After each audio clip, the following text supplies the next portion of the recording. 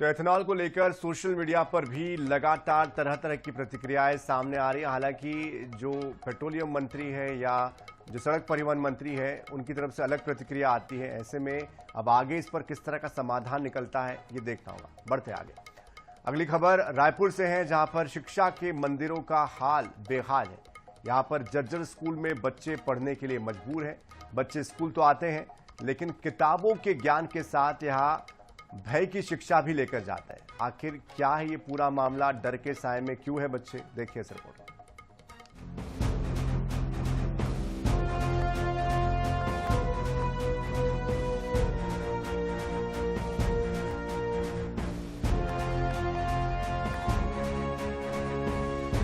School भवन अगर जर्जर हो, फर्श पैरों के नीचे धंस रहा हो, दीवारें और नींव दरारों से कराह रही हो, जहां किताबों से ज्यादा बच्चों का ध्यान छत और दीवारों पर टिका हो, वहां शिक्षा नहीं डर का पाठ विद्यार्थी सीखेंगे। राजधानी रायपुर के दलदल सिवनी में कुछ ऐसा ही नजारा है, जहां छात्र छात्राएं हर दिन दहशत के साए में स्कूल पहुंच रहे हैं।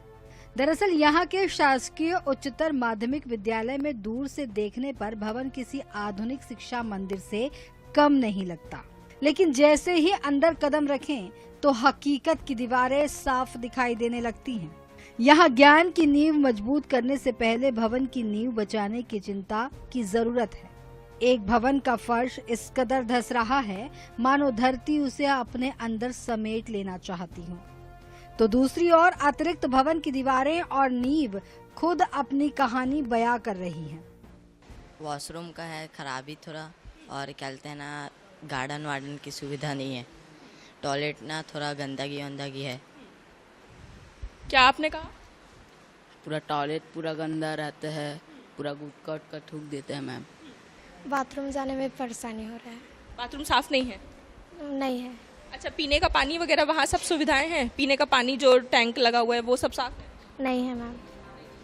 स्कूल में 518 विद्यार्थी पढ़ाई करते हैं और हर साल संख्या बढ़ रही है, लेकिन विडंबना देखिए, वर्ष 2019 में बना मुख्य भवन और 2023 में बना अतिरिक्त कक्ष आज ही सवाल पूछ रहे हैं कि आखिर उनकी उम्र इतनी छोटी क्यों निकली। करोड़ों रुपए खर्च कर बनाए गए ये भवन कुछ ही वर्षों में ऐसे बैठ गए हैं जैसे निर्माण के समय मजबूती नहीं जल्दबाजी की नींव रखी गई हो। हालात ऐसे हैं कि शिक्षक बरामदों में बैठने को मजबूर हैं। बेंच और कुर्सियां कमरों से बाहर निकाल दी गई है क्योंकि भीतर बैठना जोखिम से खाली नहीं। अभी रिपेयरिंग का काम चल रहा है, जिसके कारण थोड़ी बहुत परेशानी तो हो ही रही है। तो अभी जब तक ये काम चलता रहेगा परेशानी होगी मैडम। तो इसको जल्दी से काम करने का जो है पीडब्ल्यूडी जो है तेजी से काम कर रहे हैं और जल्दी से जल्दी कार्य पूरा हो जाएगा। अब सवाल ये है कि जब करोड़ों की लागत से बने भवन चंद सालों में ही जवाब देने लगे तो जवाबदेह कौन है? शिक्षा विभाग, निर्माण एजेंसी या फिर वो व्यवस्था जो बच्चों को स्मार्ट क्लासरूम के सपने दिखाती है और बदले में दरकती दीवारें सौंप देती है। शाला प्रवेश उत्सव के बाद की ये तस्वीर थी, जहां पर स्कूल ऐसा हो चुका है कि जर्जर स्थिति में वो कभी भी गिर सकता है। बच्चों को न ढंग का प्लेग्राउंड मिल रहा है, ना ही बाथरूम की सुविधा मिल रही है और ना ही स्टाफ ऐसा है कि बच्चों का भविष्य साकार हो सके।